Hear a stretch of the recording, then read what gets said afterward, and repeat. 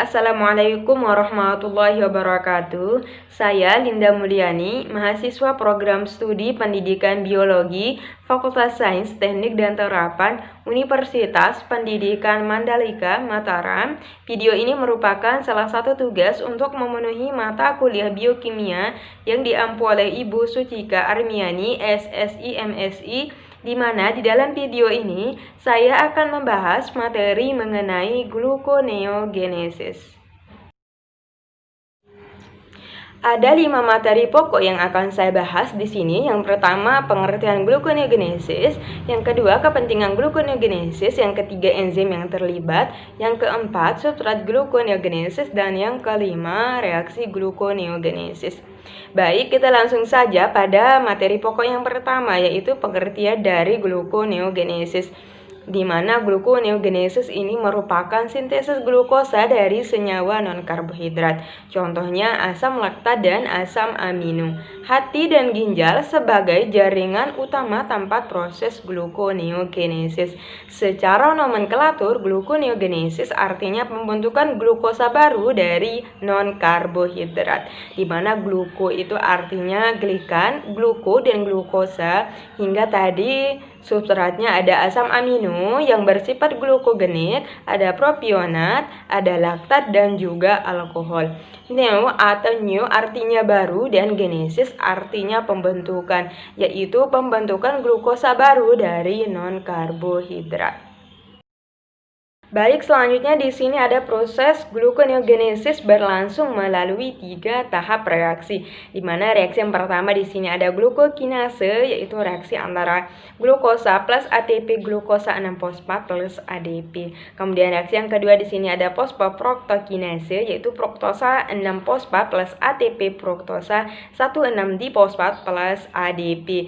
Kemudian yang ketiga ada piruvat kinase, yaitu fosfenol piruvat plus ADP asam piruvat plus ATP.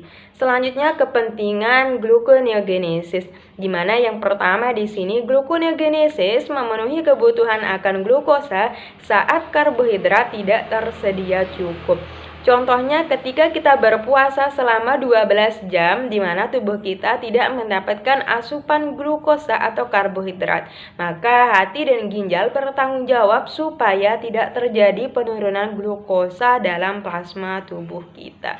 Kemudian yang kedua di sini ada kegagalan gluconeogenesis dapat berakibat fatal. Contohnya ketika kita kekurangan glukosa, maka tubuh kita akan terasa lemas, mengantuk, tidak bisa konsentrasi, dan akibat fatal di sini ada disfungsi otak, koma, bahkan menyebabkan kematian. Selanjutnya di sini enzim yang terlibat. Di sini ada 4 enzim yang terlibat dalam proses gluconeogenesis. Yang pertama di sini ada piruvat karboksilase, yaitu piruvat menjadi fosfenol piruvat. Kemudian yang kedua di sini ada fosfenol piruvat karboksilase. Yang ketiga ada fruktosa 1,6-bifosfatase menjadi fruktosa 1,6-bifosfat dan fruktosa 6-fosfat. Kemudian yang keempat ada glukosa 6-fosfatase menjadi glukosa.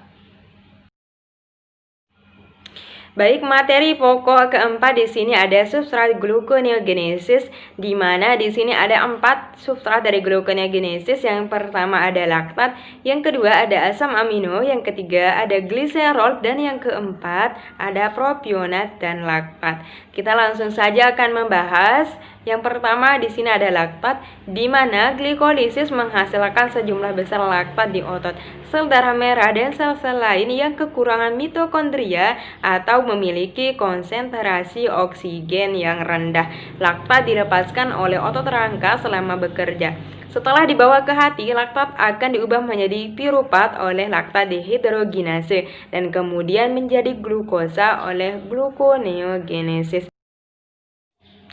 Baik, substrat yang kedua di sini ada asam amino, di mana asam amino ini dikatabolisis ke piruvat atau zat perantara pada siklus asam sitrat. Produk akhir pada jalur katabolisis ini dapat berfungsi langsung sebagai prekursor pada sintesis glukosa 6-fosfat dalam sel yang mampu melakukan gluconeogenesis. Substrat yang ketiga di sini ada gliserol, di mana gliserol dari metabolisme lemak dalam jaringan adiposa diangkut ke hati dalam darah, kemudian diubah menjadi gliserol 3-fosfat oleh gliserol kinase yang hanya ada di dalam hati.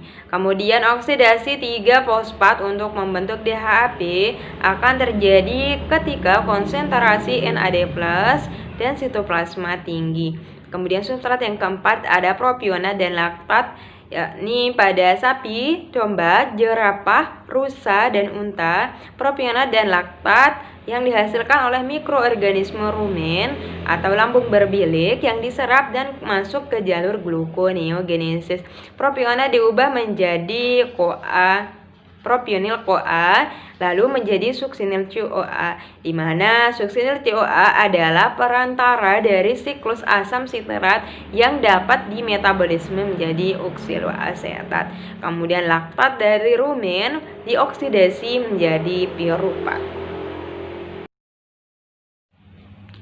Materi pokok yang kelima yaitu reaksi gluconeogenesis, di mana di sini ada 4 reaksi dari gluconeogenesis, yaitu yang pertama ada piruvat dan fosfenol piruvat, yang kedua ada fruktosa 1,6-bifosfat dan fruktosa 6-fosfat, yang ketiga ada glukosa 6-fosfat dan glukosa, dan yang keempat ada glukosa 1-fosfat dan glukogen.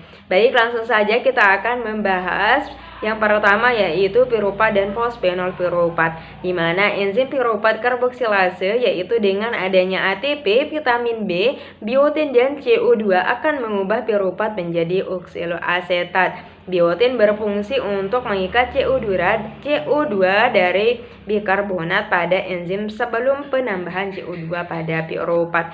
Enzim fosfenol piruvat karboksinase mengatalisis konversi oksiloasetat menjadi fosfenol piruvat. Fosfat energi tinggi dalam bentuk GTP atau ITP diperlukan dalam reaksi ini dan CO2 dibebaskan. Jadi, dengan bantuan dua enzim yang mengatalisis transformasi endogenik ini dan laktat dehidrogenase, maka laktat dapat diubah menjadi fosfenol piruvat sehingga mengatasi penghalang energi antara piruvat dan fosfenol piruvat. Reaksi yang kedua di sini ada fruktosa 1,6-bifosfat dan fruktosa 6-fosfat, di mana konversi fruktosa 1,6-bifosfat menjadi fruktosa 6-fosfat yang diperlukan untuk mencapai pembalikan glikolisis dikatalisis oleh suatu enzim yang spesifik, yaitu fruktosa 1,6-bifosfatase. Enzim ini sangat penting bila dilihat dari sudut pandang lain, di mana keberadaannya menentukan dapat tidaknya suatu jaringan menyintesis glikogen bukan saja dari piruvat, tetapi juga dari triosafosfat. Reaksi yang ketiga di sini ada glukosa 6-fosfat dan glukosa, di mana konversi glukosa 6-fosfat menjadi glukosa dikatalisis oleh enzim fosfatase yang spesifik lainnya, yaitu glukosa 6-fosfatase. Enzim ini terdapat di hati dan ginjal, tetapi tidak ditemukan pada jaringan adiposa dan otot. Keberadaannya memungkinkan jaringan untuk menambah glukosa ke dalam darah. Selanjutnya, reaksi yang keempat yaitu glukosa 1-fosfat dan glukogen, di mana pemecahan glikogen menjadi glukosa 1-fosfat dilaksanakan oleh enzim fosforilase. Sintesis glikogen melibatkan lintasan yang sama sekali berbeda melalui pembentukan uridinifosfat glukosa dan aktivitas enzim glikogen sintase. Mungkin hanya ini yang dapat saya sampaikan. Mohon maaf apabila ada kesalahan dalam penyebutan materi serta kekurangan dalam penjelasan materi. Semoga bermanfaat. Terima kasih atas perhatiannya. Wassalamualaikum warahmatullahi wabarakatuh.